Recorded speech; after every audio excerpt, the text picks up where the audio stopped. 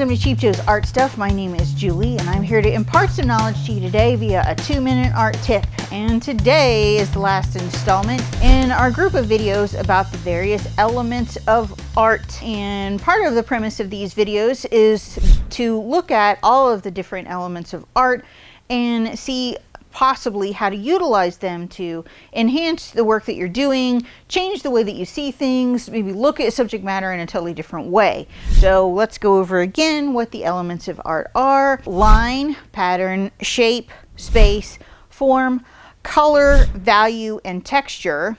Today we are focusing just simply on texture.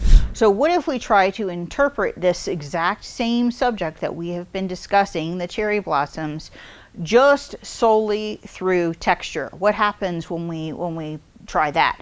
So we have here for you a little teeny demo piece, and you will see that for the purposes of continuity and consistency, we've tried to keep all of these demos relatively the same, just altering the way that we interpret the subject via the particular element of art that we're dealing with. And again, this one is texture. So you can see how we have reduced the subject down into some just very, very pure, simple forms, some textural elements, and just let it go at that. So try this at home. Like, take a look at this list, take a look at some subjects, maybe some sketches and stuff like that, and see how maybe you can get a whole new set of eyes just by viewing what you're doing through the various elements of art, because we think that you may enjoy.